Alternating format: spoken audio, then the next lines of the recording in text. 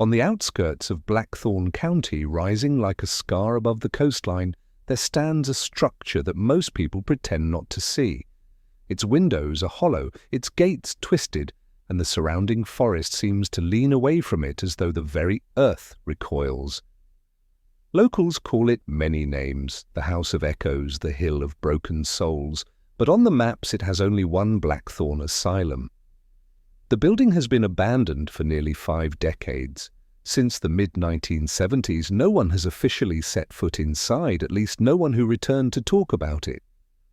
And yet, the asylum's presence has never faded. Even now, parents warn their children not to venture too close, as if the ruin itself can still reach out and pull them into its shadow. Truckers who pass the old county road swear that their radios die when they near the hill. Campers in the woods claim they hear screaming at night, carried down by the wind, thin and broken, like a cry forced through rusted metal. Blackthorn Asylum was built in the late 19th century when the country was still trying to hide its broken and unwanted behind iron gates. What began as a modest facility soon grew into a sprawling fortress of brick and steel. By the 1920s, it housed over 300 patients, men and women the county declared unfit to live among society, but the numbers on paper rarely matched reality. Records of new admissions are plentiful, records of discharges are fewer, much fewer.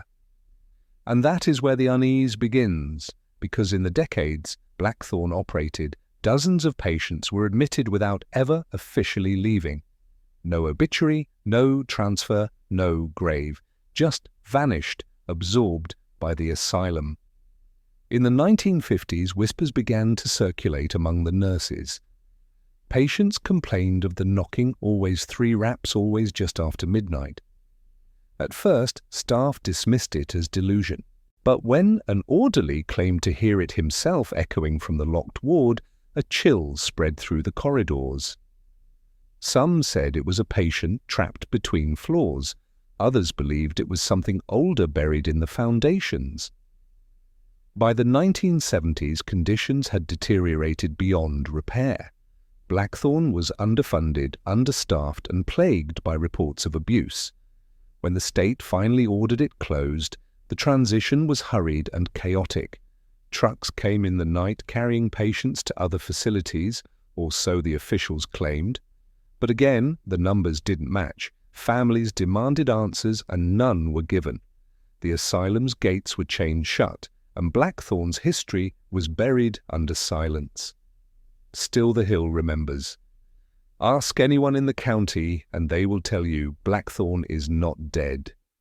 Teenagers sneak inside to prove their courage and return, shaken whispering about voices that call their names. Hunters avoid the woods nearby, claiming their dogs refuse to go near the property. And always, someone brings up the diary. Because not long after the closure, during an attempted cleanup in the 1980s, workers reported finding something unusual, a cloth-wrapped journal hidden in the drawer of an office desk, its pages damp but legible. It bore the name Eliza M., a nurse who worked at Blackthorn in its final years. The workers who discovered it swore the diary contained descriptions of disappearances and something beneath the hospital, but before the journal could be archived, it vanished. To this day its whereabouts are unknown. Some believe it still lies somewhere inside the asylum, waiting for the right hands to pick it up. The first time I saw Blackthorn, I understood the stories. The road that leads up the hill is broken and riddled with weeds. The iron gates are still there, bent but unyielding, as though they cling to their duty even in ruin. The structure itself rises like a carcass, picked clean by time. Windows gape like eye sockets, and ivy coils up the walls like veins of rot. Yet the closer you get, the more oppressive the air feels, like the atmosphere thickens, resisting your presence. Standing before it, I realized Blackthorn is not forgotten. It is remembered too well, but in whispers, in stories passed down around kitchen tables, in warnings muttered to children on stormy nights. No one dares to speak its full truth aloud, because the truth is this: things went missing inside these walls. Not only people, memories, records, and perhaps even time itself. Tonight, I will step inside Blackthorn. The gates are rusted, but open just enough to squeeze through. The doors, though broken, still bear the handprints of those who tried to claw their way out. My flashlight cuts across graffiti dust, and something else scratches that look too deliberate to be vandalism. The hill is silent now, the kind of silence that does not welcome you, but swallows you whole. My breath fogs in the night air. Somewhere in the dark, I swear I hear it 3 knocks. Slow. Hollow. Waiting. The House of Echoes is not just a ruin. It is a question mark carved into the earth. And tonight, I intend to find its answer. The first breath I take inside Blackthorn tastes of rust and mildew. The air is thick, stagnant, as though it has been waiting for decades with no escape. My flashlight beam cuts through swirling dust motes, illuminating the jagged outlines of a lobby left to rot. A reception desk slumps in one corner, wood warped and cracked. A filing cabinet has been upturned, its drawers yanked out like gutted ribs. What strikes me most is the silence. Not the silence of abandonment, no distant traffic, no wildlife, no wind creeping through broken windows. This silence is different, active, as though the building itself is listening, holding its breath. Every step I take echoes back to me, amplified, distorted, almost delayed, as if someone else is walking just half a beat behind. The floor crunches beneath my boots. At first, I think it's glass, but when I shine the light downward, I realize it's bone fragments of rats and birds, scattered like offerings. Their skulls are cracked, their tiny jaws frozen open as if mid-scream. On the far wall, just behind the reception desk, hangs a painted sign. The letters are faded but still legible. Blackthorn County Lunatic Asylum, for the relief of the afflicted. The word relief has been gouged through with something sharp, leaving behind a raw scar in the paint. I circle the lobby, my footsteps tracing a slow arc. My camera hums faintly as I record its little red light blinking like a heartbeat in the dark. Behind the desk lies a hallway, its tiles cracked like broken teeth. Graffiti stretches across the walls, most of it juvenile. 666, scrawled in spray paint crude drawings, teenagers, leaving their proof of conquest. But beneath the layers of graffiti, something older bleeds through, scratches etched deep into the plaster, carved not with paint, but with desperate hands. I angle my light and read, "One stay under the light." Another just below it, "Don't follow the knocking. The deeper I go, the colder it becomes." My breath fogs in front of me. I tell myself it's natural, the concrete, the damp, the way the building traps cold air. But the feeling is not just temperature, it's weight. The walls feel closer, the ceiling feels lower. At the end of the hall stands a door, half open its hinges, rusted into a permanent scream. I push it wider and step into what once must have been a common room. Tables lie overturned, their legs splintered. Chairs are stacked in a corner, as though someone tried to barricade the windows. In the center of the floor, a circle of ash stains the tile. I kneel closer, my flashlight steady. The ash is faint, faded with time, but there's no mistaking the pattern. Symbols drawn with care, looping into one another. Not graffiti. Not random. Ritual. I pull out my recorder and murmur, "Central Common Room North Wing." Evidence of ritual markings, likely post-abandonment. But symbols appear older than the paint layered over them, possibly connected to the missing nurse's diary. As I speak, a sound rises in the far corner. At first, it's just the settling of wood, a shifting beam. Then it comes again, deliberate knock, knock, knock. I freeze. The sound is hollow, metallic, echoing through the vents. I hold my breath. 3 raps. Pause. Then silence. I remember the warning on the wall. don't follow the knocking, but my legs carry me forward anyway, driven by something between curiosity and compulsion. The sound leads me down another hallway. The tiles are more broken here, gaping holes revealing the blackness beneath. A gurney lies on its side wheels, rusted in place, straps dangling like limp arms. Papers are scattered across the floor, patient intake forms yellowed and crumbling. I pick one up carefully. The name field is smudged, but the diagnosis is clear. Patient suffers auditory hallucinations. Reports persistent sound of 3 knocks at night. Symptoms worsened after relocation to isolation ward. As I read, the knocking comes again, louder, closer, always 3. I turn a corner and find myself before a door marked in flaking paint, isolation. The handle is gone, ripped away long ago. The door stands slightly ajar. I push gently, and it groans open into darkness. My flashlight beam sweeps across small, windowless cells, bare concrete rusted bed frames, stains like shadows clinging to the walls. Chains dangle from bolts, their metal worn smooth from years of contact. In the last cell, I stop. Something is different here. The bed frame is shoved against the wall. Carved into the concrete over and over, thousands of scratches form words. My light traces across them slowly and my stomach knots. She isn't real. She was never here. She was never here. She was never here.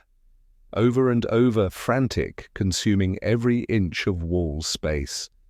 Beneath the words, a symbol appears, the same looping mark I saw in the ash circle in the common room. Someone carved it deeply, desperately, until their hands must have bled. Suddenly the knocking erupts again. This time it's not through the vents. It's inside the room with me. 3 knocks right behind the cell door. I spin my flashlight beam, jittering across the wall. There's nothing, no one. Just empty concrete peeling paint dust. But the knocking comes again, and this time it's followed by something worse. A voice, thin, female, whispering right against my ear. You shouldn't have come. The light flickers. My camera stutters. For the first time I wonder if I should leave, but I don't. Not yet. Because I know what this means. The diary, the missing Nurse Eliza M., the warnings carved into the walls. Somewhere inside Blackthorn the answers are waiting. And I can't walk away now. The words, "She was never here," cling to me like cobwebs as I leave the isolation cells. My flashlight trembles in my hand, not because I'm afraid I tell myself, but because the batteries are running low. The red light on my camera still blinks, but it feels wrong, like a single, unblinking eye recording my every mistake. The knocking has stopped, for now. The silence is worse. I retrace my steps toward the central hall, but something has shifted. Corridors that seemed familiar are not the same. The graffiti is different. The air smells stronger, acrid, like ammonia and rust. I realize with a crawling dread that the asylum does not follow the laws of space anymore. Blackthorn is folding in on itself, leading me deeper whether I consent or not. I come upon a new hallway I swear wasn't there before. Unlike the rest of the asylum, this one seems intact. The paint isn't flaking, the tiles are whole. A thin line of pale light glows faintly along the baseboards, like the bones of the building itself are leaking luminescence. Above the entryway, in gold lettering dulled by dust, I read Eliza Memorial Wing. The name seizes me. My recorder is instantly in my hand. New discovery. Hallway identified as Eliza Memorial Wing.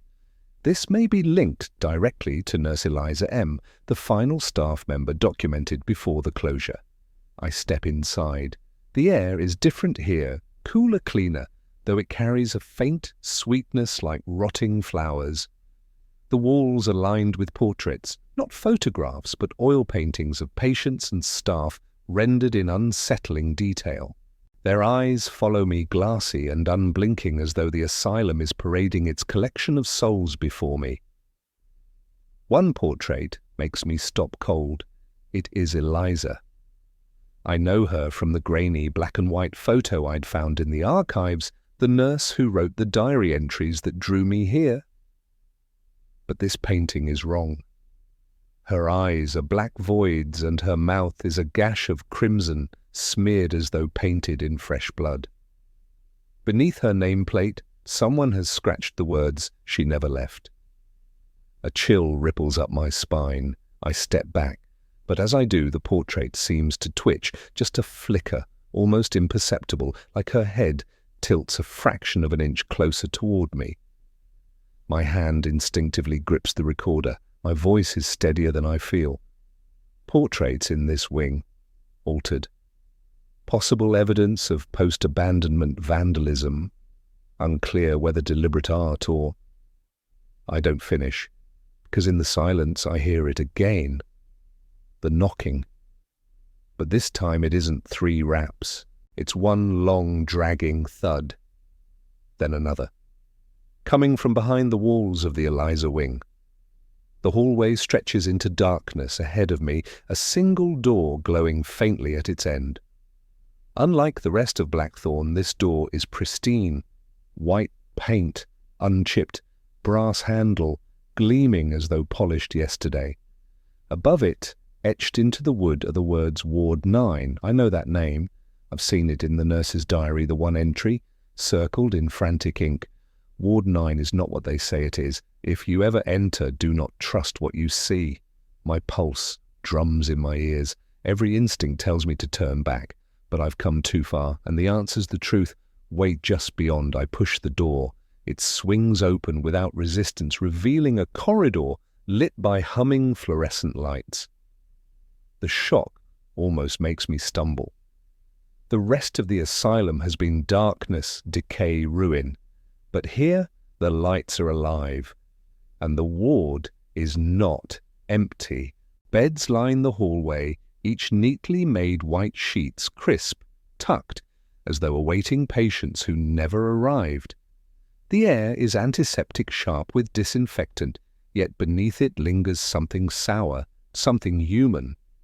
At the far end of the ward stands a nurse's station. Behind the glass window sits a figure. Eliza. Her hair is pinned neatly. Her uniform is spotless. She writes something in a ledger with slow, deliberate strokes. My mouth goes dry. This cannot be real. She died decades ago. Miss, my voice cracks. I force it steadier. Eliza. The figure pauses, pen hovering over the page. Then slowly she raises her head. Her face is pale, porcelain smooth, but her eyes are black voids, just like the portrait. And her mouth opens, stretching wider than should be humanly possible. From it pours a voice, but not hers. A chorus of voices, layered and discordant, spilling into the sterile ward with a force that makes my chest ache. She never left. The lights flicker. The beds tremble. The walls groan. I stumble back, flashlight beam jittering wildly. The figure of Eliza rises from her chair, moving without sound, her feet not touching the ground. She drifts toward me, ledger still clutched in one hand. As she nears, I glimpse the pages. They are filled with one sentence written over and over in frantic, inhuman handwriting. You will take my place. I run. The door slams shut behind me as I burst back into the hallway of portraits. The lights here are gone. My flashlight shakes across the canvases and I freeze when I see them again. Every portrait has changed. Where once were faces of patients and staff, there is now only one face. Eliza's. Dozens of her staring back at me, mouths smeared, red eyes, black voids. The knocking begins again. Louder now, from every wall, from the ceiling, from beneath the floor. I realize with sickening certainty, Eliza's wing is not a memorial. It's a prison, and something is trying to get out. I don't remember running. One second I was in the Eliza wing, and the next my boots were pounding against cracked tile flashlight beam, jerking across peeling paint and broken signage. The air around me vibrated with the pounding knocks, thuds, scraping claws that followed me like a predator. I don't know how far I ran before I collapsed against a wall, panting chest tight. When I finally dared to raise my light, I saw the words smeared in dust across the wall where my back had pressed. Ward 9 never closes. The asylum isn't just rotting, it's rewriting itself. I steady my recorder. My voice comes out hoarse too fast. Current status escaped Eliza Wing. Possible hallucinations of staff apparition. Warning structural anomalies in building. Need to locate central archives or records room. May confirm if Eliza's death and closure were fabricated. As if the asylum hears me, my light catches a dangling metal sign. The words etched into rust, records, basement. The arrow points down a stairwell so dark it looks bottomless. A draught of air rises from below, colder than anything above ground. It smells damp, fungal, tinged with iron like wet stone and dried blood. Every instinct screams at me to turn back. But this is why I came. If there are answers, they will be buried in the records. I descend. Staircase is endless. My flashlight beam catches things I wish it didn't. Handprints smeared along the walls, some small like children, some stretched too long, the fingers bent at angles no bone should allow. I count the steps under my breath, 20, 50, 100, but lose track when the air grows heavy, pressing against my chest. Finally, the stairs spit me into a cavernous basement. My light reveals endless rows of filing cabinets stacked haphazardly, some toppled like gravestones. Paper litters the floor, brittle with age, curling into yellowed ribbons. At the far end, I see a door. Heavy iron, half-rusted shut, but with faint light glowing around its edges. Painted across it in large, deliberate strokes is a single word, sealed. I whisper into the recorder, possible central archive, located. Door marked as sealed. Unclear if administrative or containment measure. I shove at the door. Metal groans but eventually yields. A rush of stale air pours out, carrying the stench of mildew and old ink. Inside is the records room. The chamber is massive, circular, its walls lined with shelves that climb into shadow. Stacks of files, ledgers and photographs tower precariously, some tied in bundles with rotted string. In the center stands a single oak desk, warped by damp but still upright. Upon it, laid carefully, is a leather-bound ledger. Unlike the others, it is untouched by mold or dust. I step forward, hands trembling. The air hums faintly, a vibration in my teeth, as though the room itself resents my presence. When I touch the ledger, the knocking stops. The silence is suffocating. I open the cover. The first page is an official registry of patients. Familiar names leap out, archival notes I've cross-referenced before, but one entry has been blotted out with thick, dark ink. My pulse quickens. I flip further. Every page tells the same story. Normal notes, patient transfers, admissions, until suddenly a line of text is furiously scrawled over everything else, repeating across dozens of pages. Eliza is not a nurse. The words loop in jagged, frantic handwriting, sometimes tiny, cramped, sometimes huge, tearing through the page. The phrase drowns out everything else. I keep turning until I reach the final pages. Here the handwriting changes, neater, precise. The words chill me. Project Eliza has proven unstable. Subject resists assimilation into fabricated role. Recommend termination of Ward 9 personnel before anomaly spreads. I whisper aloud, barely able to breathe. She wasn't a nurse. She was one of them. Behind me, a cabinet crashes to the ground. The recorder nearly slips from my hand as I spin flashlight beam, slicing across rows of shelves. Paper flutters, disturbed by no wind. I hear footsteps, bare feet slapping against the concrete floor, slow, deliberate. Who's there? My voice is paper thin. From the shadows between two shelves, a figure steps forward. Not Eliza. A man, tall, gaunt, wearing a patient's gown. His skin is sallow, stretched too tightly across his bones. His eyes are milky white, unfocused, yet I feel them drilling into me. His mouth twists open, and when he speaks, the words scrape out like rusted hinges. You should not read what was sealed. The ledger in my hands grows hot, searing against my palms. I drop it with a cry, but the sound echoes too loudly, rebounding like laughter around the chamber. When I look back up, the man is gone, but the shelves are no longer filled with files. They're filled with faces, dozens, hundreds pressed against the glass panes of cabinets. Faces pale as wax eyes, wide mouths stretched in silent screams. Some I recognize from the portraits upstairs, patients, staff, all staring at me.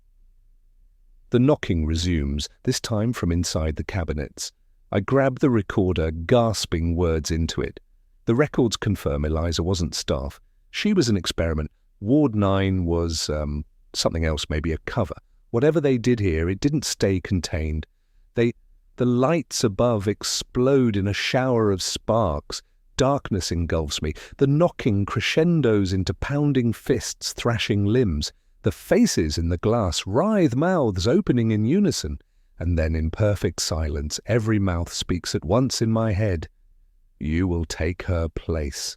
I ran, the faces pressed behind glass, the voices in unison, the pounding fists. I couldn't stay. I stumbled through toppled cabinets and shredded papers, clutching my recorder like a talisman. My flashlight swung wildly, catching glimpses of hands smearing against glass eyes, following me as I bolted back into the corridor beyond the records room. The silence when I left was worse. No footsteps, no pounding. Just the hollow drip of water somewhere deep below. It followed me as I wound through the basement halls, trying to find a way back to ground level. The air thickened colder with each step until I realized the corridor sloped downward, and the smell hit me. Rot. Thick, sweet, unmistakable. The kind of smell you never forget once you've stood near a body left too long in heat. The corridor ended in a pair of double doors, rusted steel swinging slightly ajar, faded letters barely legible across their surface. Morgue. I should have turned back. Every cell in my body screamed not to enter. But I thought of the ledger of the lines repeated endlessly. Eliza is not a nurse. If there were answers about what she truly was, what Ward 9 truly hid, they would be here. I pushed the doors open. The morgue stretched long and low-ceiling, dripping condensation. Rows of gurneys lined the walls, most overturned their wheels, squealing faintly as though moved by some invisible hand. On the far side stood a bank of body drawers, iron compartments stacked like hive cells. Many were slightly ajar, some were empty, others weren't. My light fell on a drawer left wide open. Inside lay a corpse, skin shriveled, lips blackened. Its hands were folded across its chest, but the nails were broken, jagged, as though it had clawed from the inside. I whispered into my recorder voice, trembling, basement morgue located. Corpses show signs of movement post-mortem, possible evidence of live containment or botched preservation. Further, a metallic clang cut me off. One of the drawers slammed shut. I froze, light darting across the wall. Another drawer yawned open, slow, deliberate. Then another, and another. The morgue groaned as iron doors creaked wide one by one, revealing corpses inside. Some decayed, some fresh. Their eyes glistened wet in the beam of my flashlight. Too wet, too alive. I stepped back, breath quickening. My boot crunched glass. From the corner, one body lurched forward, its head lolled at an unnatural angle. Jaw hanging loose. With a sickening snap, it looked directly at me and smiled. I bolted deeper into the morgue, weaving between overturned gurneys. My light caught a movement ahead, something pale feminine. Eliza. She stood in the center aisle, her nurse's uniform crisp, impossibly clean, her hair pinned neatly, her face serene, too serene, too. She looked at me with calm, empty eyes. "Why did you open the records?" she asked. Her voice wasn't sound, it was inside my skull vibrating against bone. My ears ached, my teeth rang. I stammered, What are you?" Her expression didn't change. She tilted her head like a curious bird. "I was supposed to care for them. They wouldn't let me." So I became them. Behind her, the corpses stirred. One sat upright in its drawer. Another swung its legs over the side of a gurney. Joints cracked like breaking sticks. Eliza raised her hand. Every body stilled. "You're trespassing," she said softly. I gripped the recorder like a lifeline. "If you were never a nurse, if Ward 9 made you, what are you now?" She blinked slowly. A ripple of movement passed through the corpses, as though they inhaled in unison. Her lips curled into a smile, not kind, not human. "I am the Ward." The temperature plummeted. My breath fogged white in the beam of my light. The walls groaned as if the building itself bent toward me. The corpses began to move again, shambling, dragging themselves closer. I backed away, heart hammering. My light flickered wildly, catching flashes of faces, rotting, shriveled, twitching with grotesque half-life. Eliza advanced steps, soundless. With each one, the others followed like marionettes tugged by invisible strings. I screamed into the recorder, "Eliza is not a nurse. She is central to Ward 9. She controls the bodies. She is the ward itself. Anyone listening, if this tape is found, do not enter the asylum." This place the light went out. Pitch black, the only sound breathing. Dozens of ragged, wet breaths surrounding me. Something cold touched my wrist. Fingers, thin, skeletal.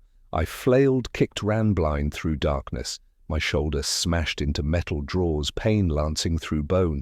I groped for my flashlight, slapping at its casing, until the beams stuttered back to life, dim, sputtering. I froze.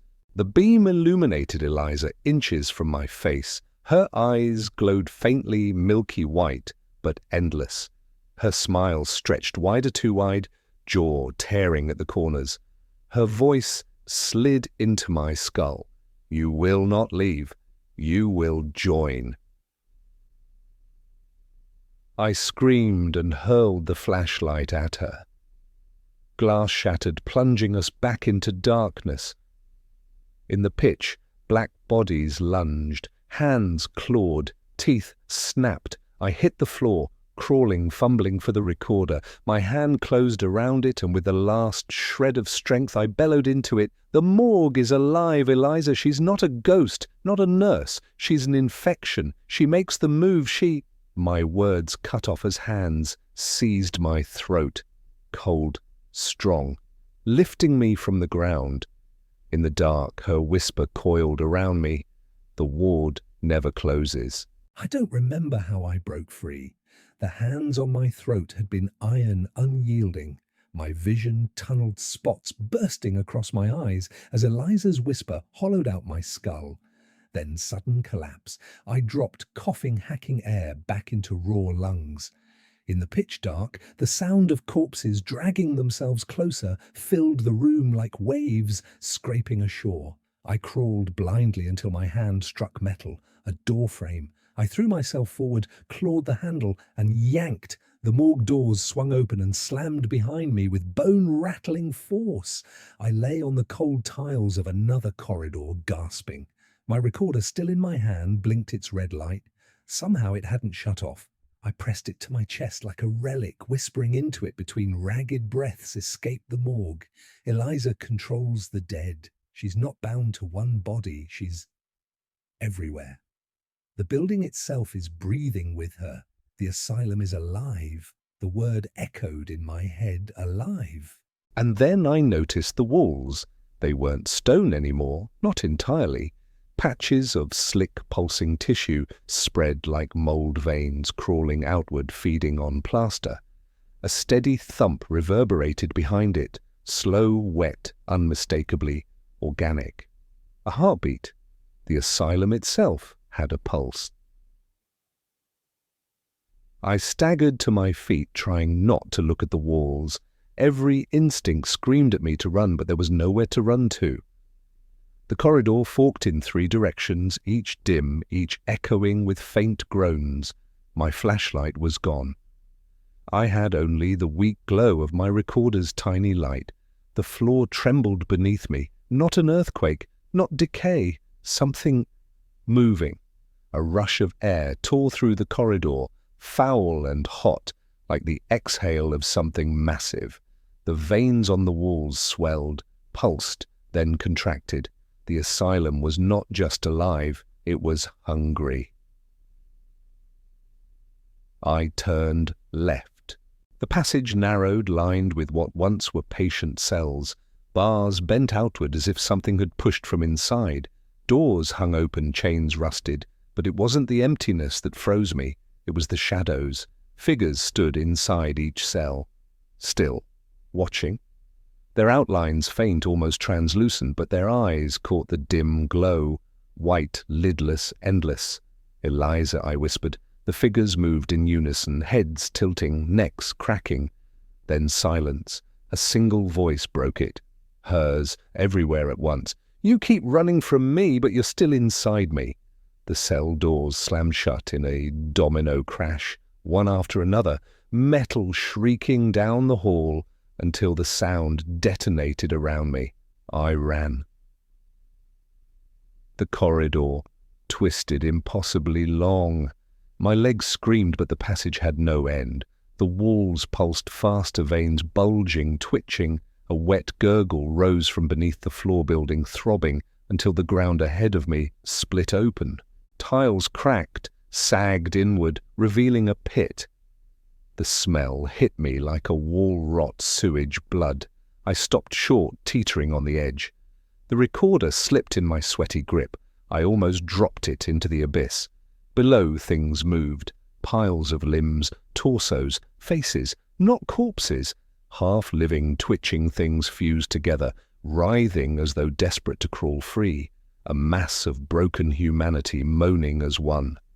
I stumbled back, gagging. The recorder caught my whisper. The asylum feeds on them. It uses them. They never leave. They just sink. A scream erupted from the pit. 100 voices in harmony, rising in agonized chorus. The sound knocked me to my knees, and then I heard hers. Eliza, clearer than the rest. A thread weaving through the others, strong, commanding. She wasn't above me anymore. She was beneath, inside the pit, inside them. Seek to the ground, shuddered. A wave of limbs surged upward, clawing, grasping. Fingers grazed my ankle skin, cold and slick. I kicked free, scrambling down the corridor as the pit yawned wider. The walls convulsed, veins bursting, spraying black ichor across the tiles. A smell of iron and bile filled the air. "Eliza is the ward," I gasped into the recorder, sprinting. "She's not one person. She's the hunger. They built her into this place, fed her, until she became it. The asylum isn't haunted. It is her." Behind me, the pit roared. I turned a corner, slammed headfirst into a door. Wooden, reinforced with chains. My hands tore at the locks, desperate. The chains snapped free, too easily. The door creaked open, revealing another ward. This one pristine, white walls, polished floors, perfectly made beds.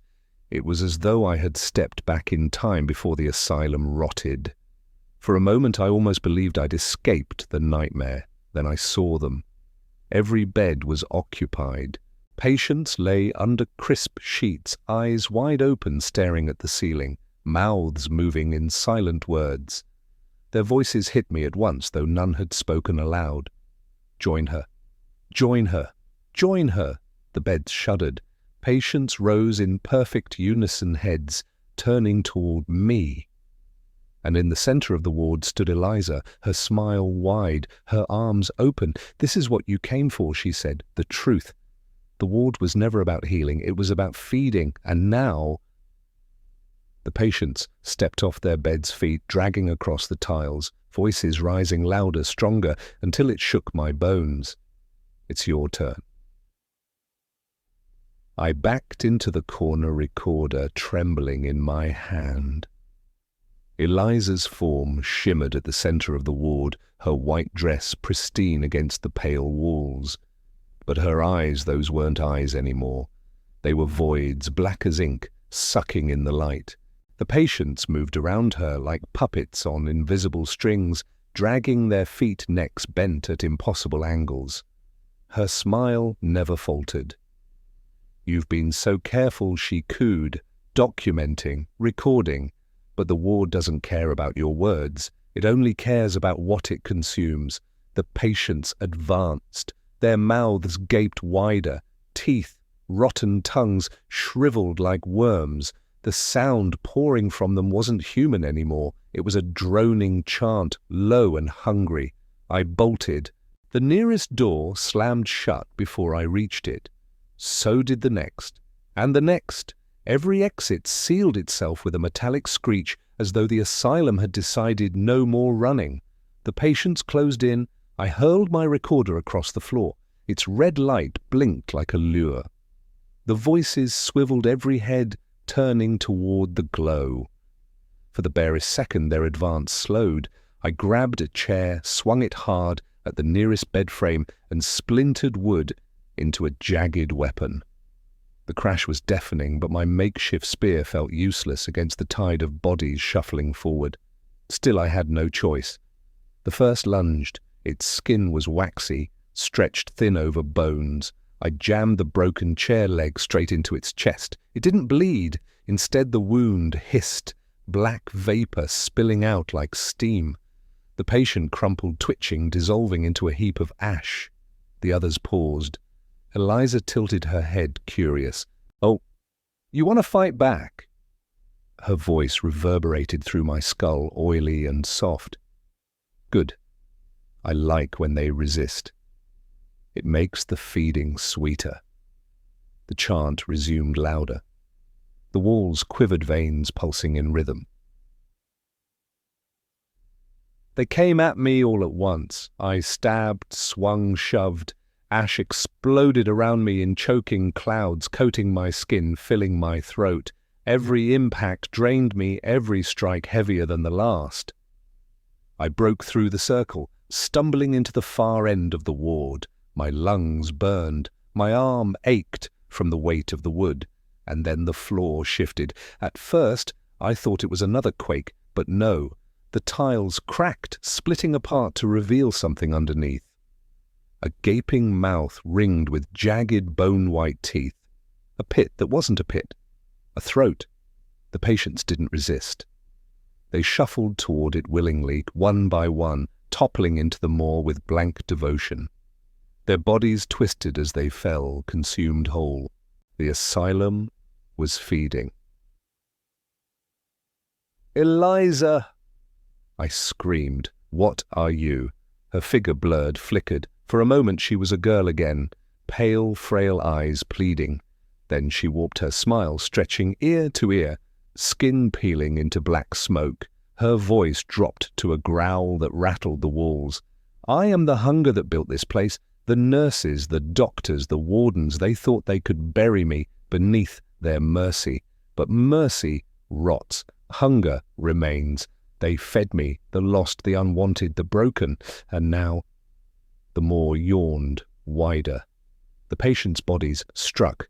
The teeth crunched, slid into the abyss. "It's your turn."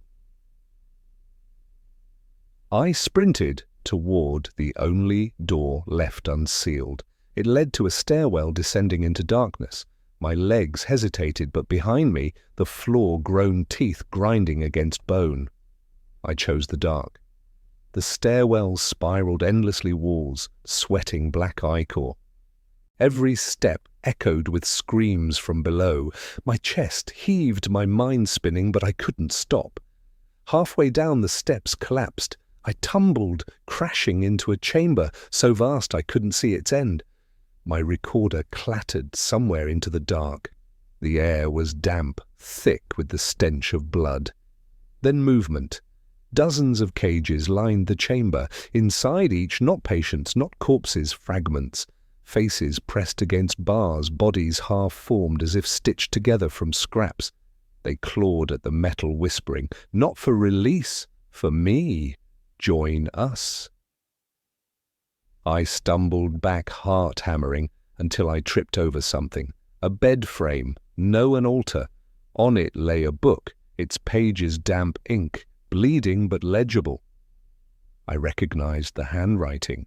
Dr. Ashcroft, the founder of the asylum. I opened it, hands shaking. Eliza is no patient. She was the experiment, a vessel. Her hunger cannot be cured, only contained. The asylum is her prison, and her body is its walls. We feed her to preserve her, to preserve ourselves.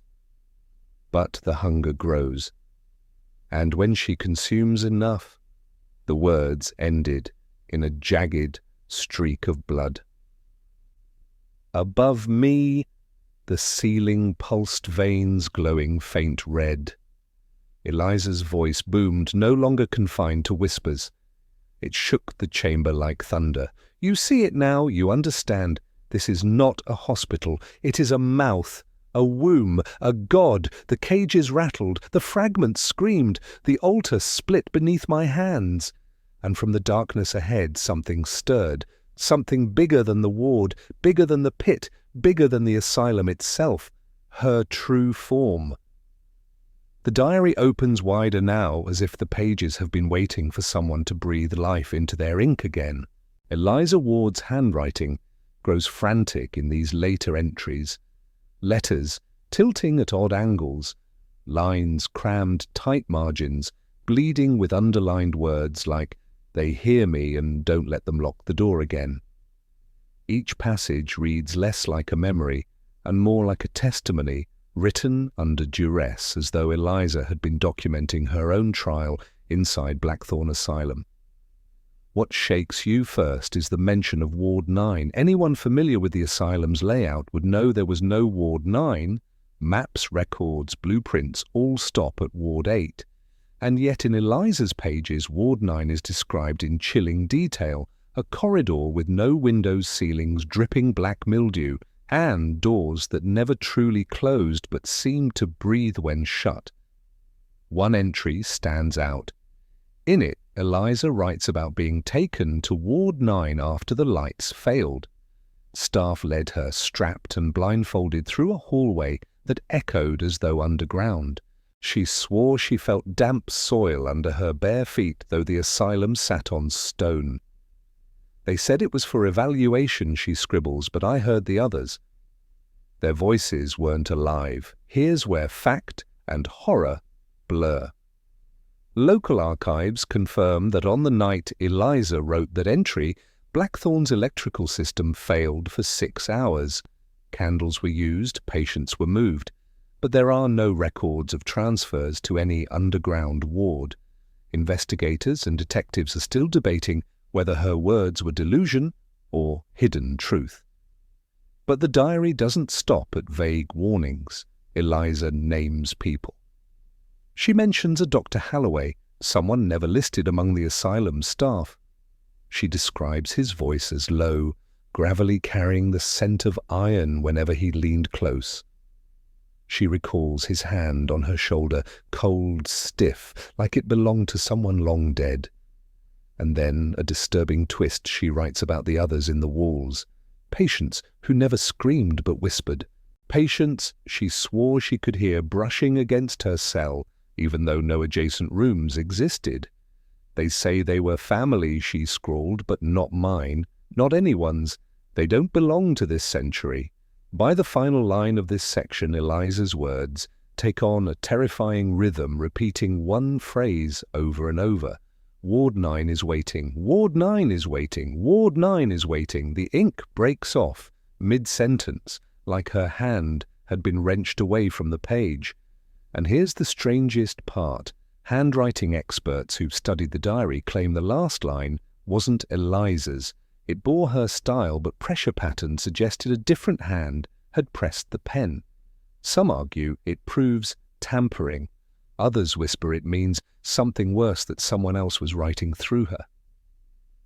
In this moment, the diary ceases to feel like a record of the past and instead becomes a living thing, an open door into a ward no one admits exists. And the deeper you turn its pages, the harder it becomes to tell whether Eliza was a victim of madness or a witness to something no sane mind could endure.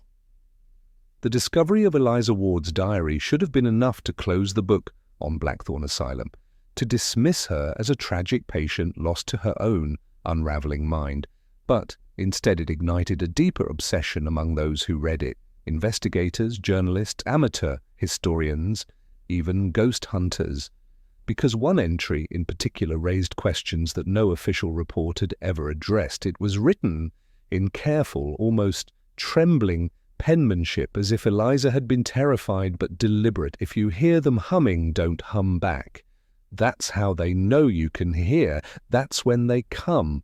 The words were underlined 3 times, and here's where the story leaves the safety of patient delusion and enters the realm of something far darker. Because decades later, when Blackthorn Asylum was first scheduled for demolition construction, workers reported strange phenomena, faint humming like a woman's lullaby echoing in the empty halls. Several claimed it came from the very section of the East Wing where records placed Eliza's confinement. They quit the job within days. The demolition was quietly halted. No public reason was given. The diary goes on to describe the shape of Ward 9, a hallway narrow and endless, lined with iron-barred doors.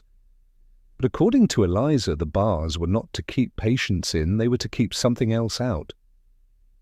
She writes of hearing staff whispering, "Don't let them through, don't let them upstairs."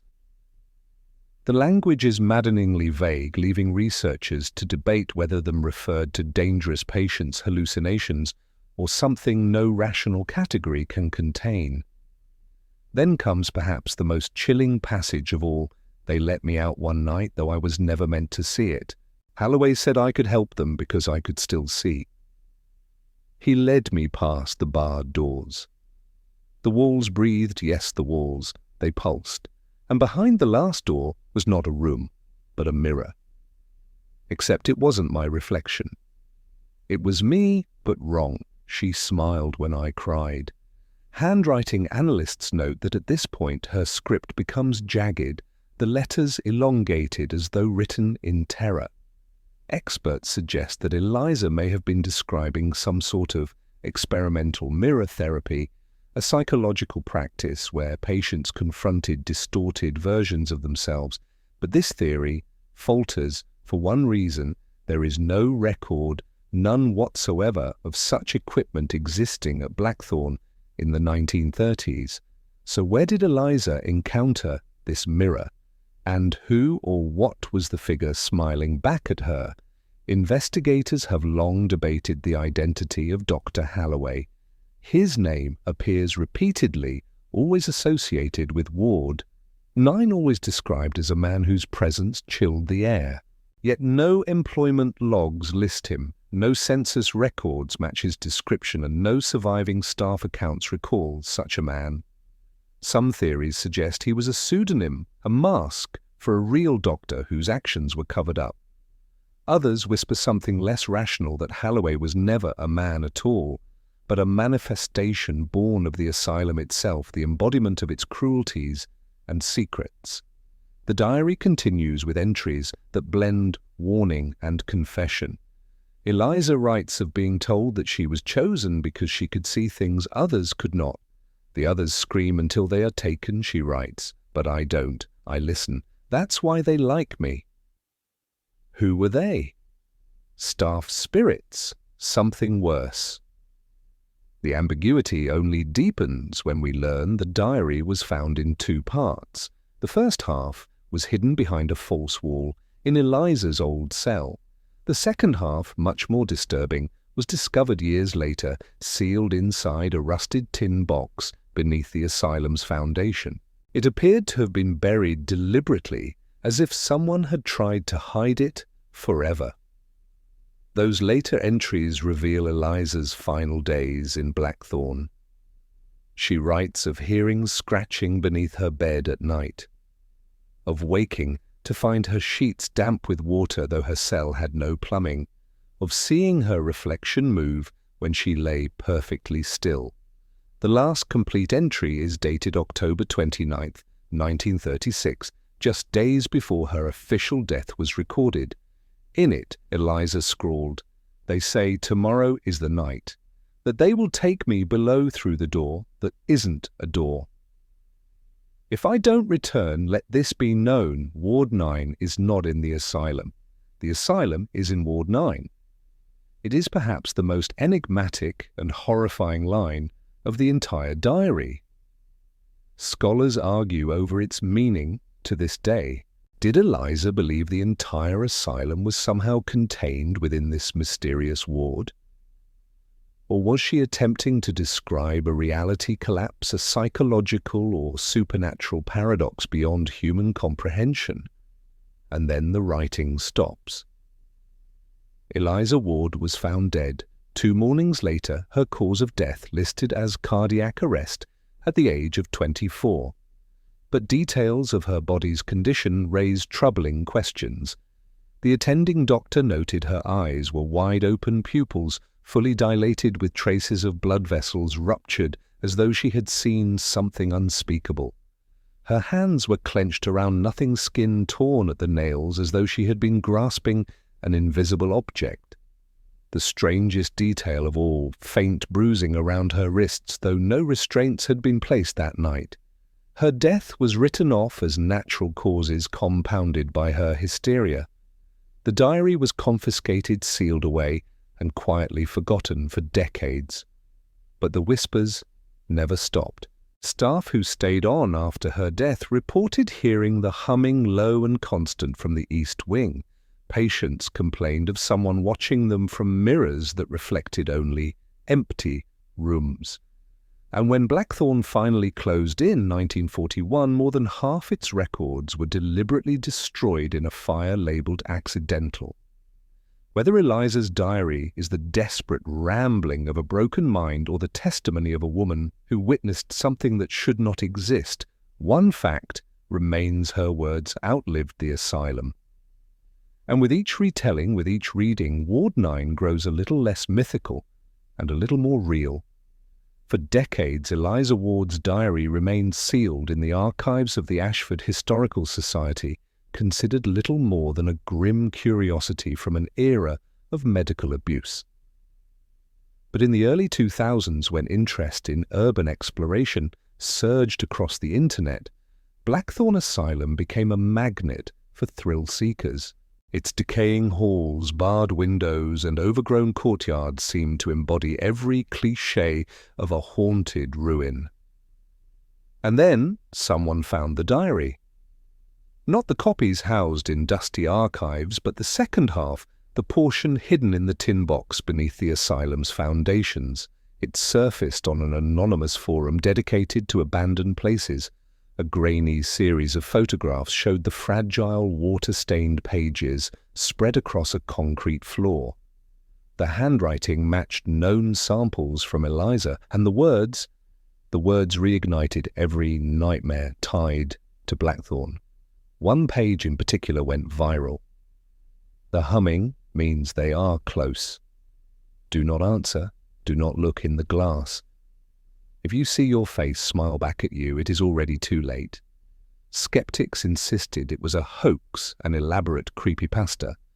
But others noticed that the photos contained background details, peeling wallpaper, rusted iron rails that matched perfectly with the asylum's East Wing.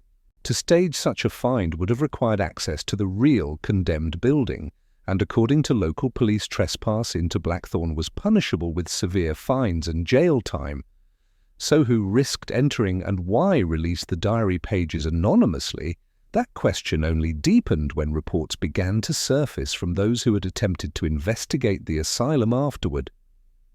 A small YouTube group of explorers known for documenting derelict hospitals and factories uploaded footage of themselves entering Blackthorn one night in 2008. Their video began like all the others: nervous laughter, shaky cameras, flashlights slicing through dark corridors. But halfway in their mood shifted. The sound enters first a faint, low humming like a woman's lullaby caught faintly on the microphone. The group tries to laugh it off. One jokes, "That's just wind." But the sound grows louder, rhythmic, like several voices overlapping. When they shine their lights down the east wing, the camera captures something impossible. The wallpaper appears to ripple as though breathing. The explorers panic. The camera drops. It records tilted, jerky images of frantic movement.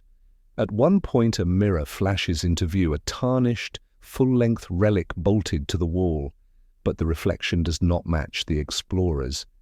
In the glass, their figures are too tall, their movements delayed, their faces smiling, when they are clearly screaming.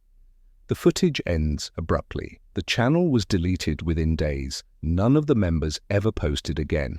One was confirmed missing months later. To this day, fragments of the video resurface online, re-uploaded by users who insist it was real. Skeptics argue it was clever editing, but those who've studied the footage claim the reflection phenomena cannot be faked, not with the equipment available at the time. And that is when the phrase from Eliza's diary became infamous. If you see your face smile back, it is already too late. By the early 2010s, Blackthorn had become a nexus of paranormal obsession. Amateur psychics, occult groups, and independent filmmakers all tried to penetrate its crumbling walls. Local authorities fenced it off, citing structural collapse, but that only heightened the allure. In 2016, a team of professional paranormal investigators funded by a streaming platform received rare permission to film inside. Their documentary, Ward 9 Voices of Blackthorn, was never released. According to insiders, something occurred during filming that prompted legal intervention and a sealed settlement. Crew members have never spoken publicly, though one allegedly told a friend, "We saw her. She was in the mirror and she wasn't alone." No further details have ever surfaced. What unsettles historians most, however, is the consistency across decades.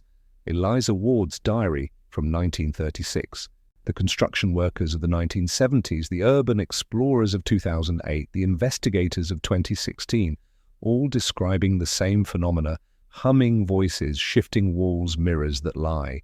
And then came the most shocking revelation of all. In 2019, during a limited restoration attempt, workers uncovered a sealed sublevel beneath the east wing, a chamber never listed on blueprints carved from stone older than the asylum itself. Inside were rows of broken restraints bolted into the floor, a collapsed archway leading nowhere, and shards of shattered mirror glass. Etched into the wall above the archway were words faded but legible. Ward 9 is not in the asylum. The asylum is in Ward 9. Eliza Ward's final sentence immortalized in stone. The discovery made headlines briefly before being buried in bureaucratic red tape. The chamber was sealed, once more declared unsafe. But photographs leaked grainy, half-blurred images showing twisted iron, claw-like scratches on the stone and the unmistakable shimmer of something reflective in the rubble. The question lingers unanswered. What was Ward 9, a forgotten medical wing, a metaphor born of psychosis, or a door into something Blackthorn's founders never intended to unleash? If the asylum was meant to cure madness, perhaps Ward 9 was meant to contain it. Or perhaps, as Eliza feared, it was never about containing madness at all. It was about inviting it in. And if the humming means they are close, then maybe, just maybe, Blackthorn was never abandoned. It's still listening. In early 2021, a classified set of documents leaked from the Department of Public Health. At first, the files were dismissed as another internet fabrication, but multiple watermarks and archival codes suggested authenticity. They were marked Project Ward 9, Internal Memorandums, 1934-1939. The papers detailed a program buried within Blackthorn's official mission. On the surface, the asylum was a psychiatric facility, but hidden in its east wing, the files described a separate experiment, a study into cognitive resonance phenomena. In plain words, researchers believed human consciousness could be amplified and reflected like sound waves. Mirrors, they argued, weren't just surfaces, they were thresholds. Under the right conditions of stress, deprivation, and suggestion, a patient might echo themselves into another frequency. The goal wasn't therapy, it was weaponization. Project Ward 9 aimed to use mirrors as conduits amplifying paranoia until the subject's psyche fractured. Once fractured, their reflection could be manipulated, even inhabited. Notes hinted at entities of non-human origin eager to occupy these empty shells. The project's lead psychiatrist, Dr. Malcolm Harrow, already infamous in hushed academic circles for his obsession with the occult. According to the memos, Harrow believed the asylum itself was not merely a building, but a vessel. The patients were fuel, the mirrors were gateways, and Eliza Ward. Her name appeared on multiple pages, not as a patient, but as a resistor. She worked as a nurse and secretly documented Harrow's trials, horrified by what she witnessed. Her diary was less the ramblings of a traumatized caretaker and more a desperate attempt to warn the outside world. One chilling entry from Harrow's own notes confirmed her words. Subject E. Ward shows unnatural resistance to resonance induction. She sees through the illusions. We must isolate her. Her knowledge is contamination. Eliza wasn't just an observer. She was targeted, and she vanished shortly after her final entry. The leaked files ended abruptly in 1939. Harrow's last memorandum read, "Containment breach. Multiple entities uncontrolled. Project Ward 9 suspended indefinitely. Facility to be abandoned under guise of financial closure." That line alone sent shivers across every forum and research circle. The asylum wasn't shut down because of budget cuts or public scandal. It was quarantined. Which raises the question, if Ward 9 was a breach, where did it go? Modern investigators point to the 2019 discovery of the sealed chamber beneath the East Wing. That sub-level with its shattered mirrors and cryptic inscription was likely Harrow's original laboratory. The fact that the inscription carried Eliza's words "Ward 9" is not in the asylum is in Ward 9 suggests she etched them before disappearing. And if that's true, then she may have known the final terrible truth. Ward 9 wasn't just a room, it was everywhere the reflection spread. Over the decades, countless trespassers had broken shards from the asylum's mirrors, keeping them as souvenirs.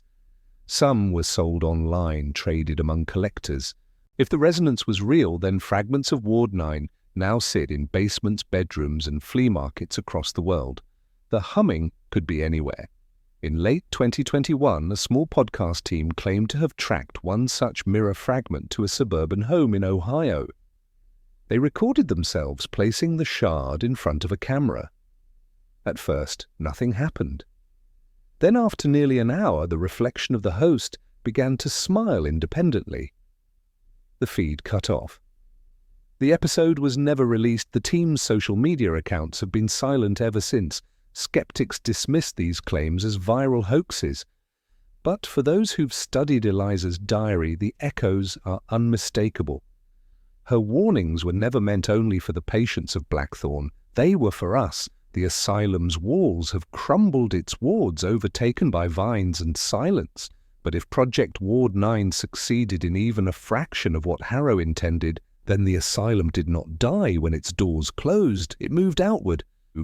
Every mirror a potential doorway, every reflection a possible intruder. And perhaps that is why the diary was hidden, buried beneath the asylum's foundations. Eliza Ward didn't want to be remembered. She wanted to be buried with the warning. Because once you read the words, once you hear the humming, once you see your face smile back, it is already too late. The official case file of Blackthorn Asylum was never meant to see daylight. Tucked deep in a locked cabinet at the county records office, it carried a red label stamped in heavy block letters, "Do not release, Order 1940. For decades, no one questioned it. No one dared. But in 2022, a FOIA request by a persistent journalist paired with an archivist's mistake opened the drawer just long enough for the truth to spill out. What lay inside was not a neat dossier of medical history, but a chaos of fragments, police reports, patient rosters, and transcripts of depositions so heavily redacted they looked more like ink blots than words. Yet within those fragments a single narrative emerged: Eliza Ward's final hours. A surviving deposition attributed to orderly Samuel Cross described the night of March 12, 1939. Nurse Ward was escorted by Dr. Harrow and 2 assistants into the East Wing. She resisted. She begged us not to follow through. She said the mirrors were already full, but Harrow insisted she must face herself. Eliza was strapped into a chair, positioned in front of a floor-length mirror. Cross testified that Harrow began reading from what he called the Resonance Codex, a text now missing from all archives. The ritual lasted 47 minutes.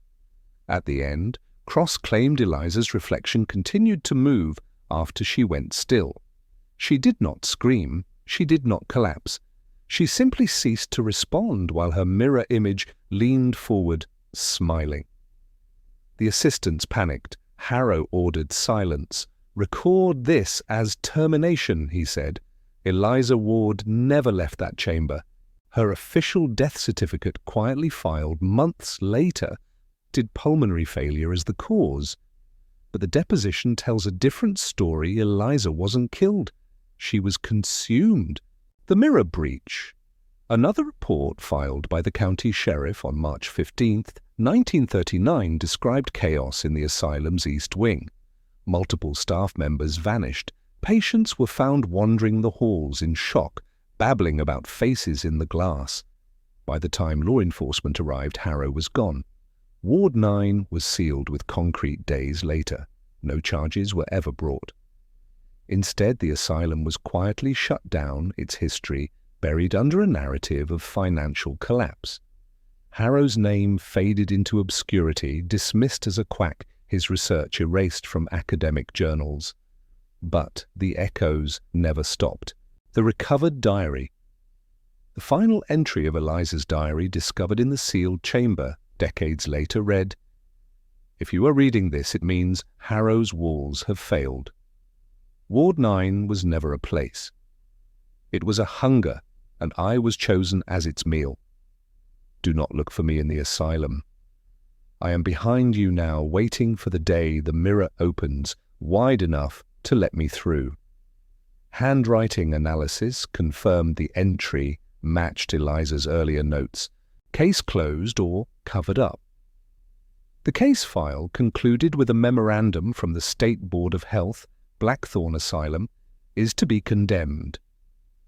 All references to Project Ward 9 are classified under national security. Surviving witnesses are to be discredited or relocated. The public must never know. And yet here it is. What became of Eliza? The evidence suggests she never escaped that mirror, but to say she died would be inaccurate. In psychiatric notes from 1939, Harrow himself wrote, "Ward absorbed her. She is the first permanent resident. If Eliza became Ward 9, then every echo, since the humming in the walls, the smiles in the reflections, the whispers recorded by trespassers, might not be random hauntings at all. They might be her voice, trying even now to finish her warning. The present day, the case file closes, but the story doesn't. Dozens of mirror shards taken from Blackthorn are still unaccounted for. Collectors buy and sell them under aliases, insisting They are haunted curiosities. Paranormal groups chase them for proof. And with every transaction, every new owner staring into the glass, Eliza's prison grows larger. The asylum is gone. The walls are rubble. But Ward 9 lives wherever a reflection lingers just a little too long. And if you listen closely when the room is still, when the air feels heavier than it should, you might hear her, the faint scratching of a pen, writing, waiting, and smiling. The forgotten diary of Blackthorn Asylum, case file closed, or maybe just sealed again.